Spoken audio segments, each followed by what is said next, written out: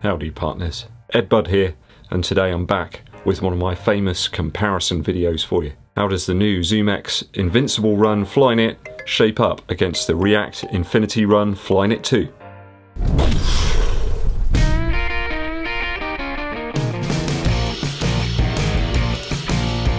Hey Wildcats, shoe fanciers, and running recruits. Ed the metronome Budzinski back today after feasting on the ZoomX material in that Invincible Run Flyknit. Today a comparison of that gargantuan behemoth of a shoe versus its React-based cousin. Some stats for you, because I know you like the stats. Everyone likes some stats, right? Weight-wise, there's only a 3-gram difference between these two in favour of the Infinity Run Flyknit 2. This one comes in at 343 grams, that's 12.1 ounces in my UK size 11, and this one's about 3 grams heavier, although there's a 20 Earth credit extension to the price. In terms of the surface area of the shoes, the Invincible Run actually is quite a bit wider. Not in the midfoot, but certainly in the forefoot and back in the heel. It actually makes the Infinity Run seem quite a meagre shoe. Right, let's get to it. Upperwise, those that favour Flyknit will actually prefer the actual Flyknit in this shoe. I'm not entirely sure why they've called the Invincible Run Flyknit a Flyknit shoe, because it really isn't that much of a Flyknit shoe. I mean, it's Flyknit, but not as anybody has ever felt it before. It's totally different. I mean, it's soft enough inside, but certainly outside it just feels a lot more coarse. This feels like a nice sort of Christmas jumper. I've got to say though that the Infinity Run, in terms of fit, does hug the foot around the midfoot area there a lot better than the Invincible. There's still some considerable padding here in the back of the Infinity Run, just not quite as prominent when you get the shoe on foot as the Invincible, which really does lead me to believe that the stability nods in the Infinity Run here are entirely from that heel clip. I mean, it comes around about 18 centimeters from the back of the shoe compared to only about 9 centimeters from the back of the shoe in the Invincible Run. With all that padding in the Invincible Run there, you might just about get away with a single bow in terms of lacing, whereas in the Infinity Run I do prefer to use a runner's knot. I found the toe box a little bit more accommodating in terms of height and width in the Invincible Run, but I'd say it's certainly a warmer upper for sure. Temperatures have rocketed upwards to about 12 degrees today. It was amazing. The sun was even out yesterday. That upper on the Invincible does get quite wet, it soaks up the moisture, whereas the Infinity Run Flyknit 2 doesn't quite have the same absorbative abilities. Is that a word? You know where I'm coming from. Flywire cables are always my hero.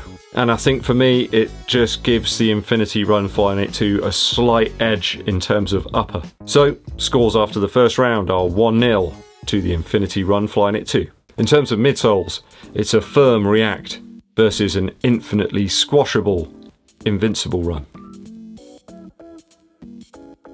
I think some people will absolutely love the almost gluttonous cushion that you'll find in the ZoomX Invincible Run. I've got to declare it feels a lot more useful when I'm pushing the pace much harder. It's certainly not an easy day shoe for me, this one. If I try and run slowly in it, I just feel like I'm wallowing around in the back of the shoe, and it's not for me. But at paces about 30 seconds off my half marathon goal pace and upwards, it feels much, much better. Much better. So at the top end of my aerobic heart rate zone and higher, that's where this shoe wants to live.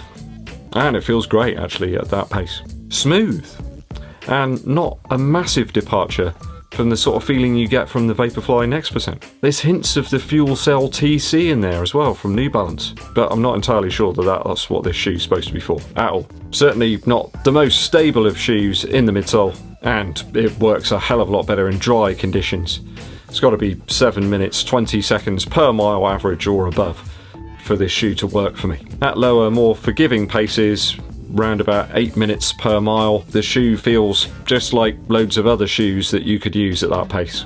I don't think it really stands out at all. The Infinity Run Flyknit 2 is a firmer but not really unforgiving shoe. Less squashy and compressive certainly than the Invincible Run, and I think a more stable ride overall at lower paces. Yes, the arch is more present here in the Infinity Run, and that could be a problem for some people who don't really like those shoes with high arches. Maybe if you've got a flatter foot, it's gonna cause you some discomfort, and we don't want that. I think the increase in surface area in the midsole of the Invincible Run is to aid in stability.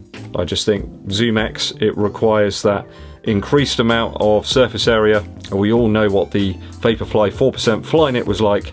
Underfoot, it was quite a narrow shoe, and you had that plate in there as well to aid in the stability. So I think that's why they've decided to widen the footbed. It almost feels like the foam here in the shoe has dictated the rest of the shoe, rather than have a specific use case and then try to work the foam into that shoe. It's the other way around. Nike are known a little bit for throwing mud at the wall. Some of their experiments work very well, others not so much, and at times this shoe does feel a little bit like that. I think range is the key word here, guys. I feel that I could run a more varied range of paces in the Invincible Run. The Infinity Run Flyknit 2 is a great everyday stomper. It's steady, and you guys know that I like React as a daily type of midsole material. I loved the first version of this shoe, and I really enjoyed the Legend React 3 Shield as well. For me, it just feels right at those sort of everyday paces.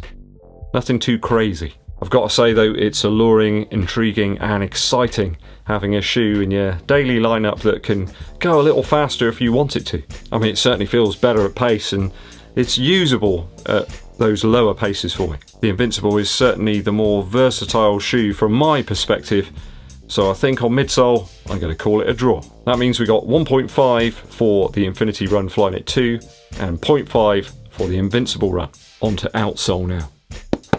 I got to say, for Outsole, it's a clear win for the Invincible Run. Superb outsole design here. Bowerman style waffle lugs that gouge the ground, graunch the grass, and provide a great platform to push off from. Assured even in the wet conditions, and deadly in the dry. You have been warned, people. Stay in your homes. You might be scaring people there.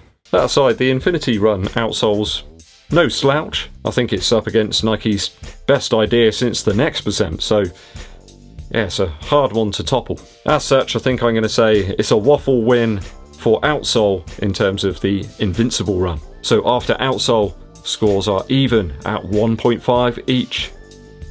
It's all down to value. Got to say that the Infinity Run Flyknit 2 is a darn good value shoe. Certainly very durable. I think after 75 miles, mine feel just as good now as they did out the box. But £20 cheaper? But you know, I like a versatile shoe, right? I like a shoe that's quite flexible and ticks a few boxes. I think if you want something that can perhaps handle a few higher paces, perhaps some tempo and fartlet work, I think the fatigue limiting properties of the midsole material here could actually be hard to beat. It's got some extra gears, this one.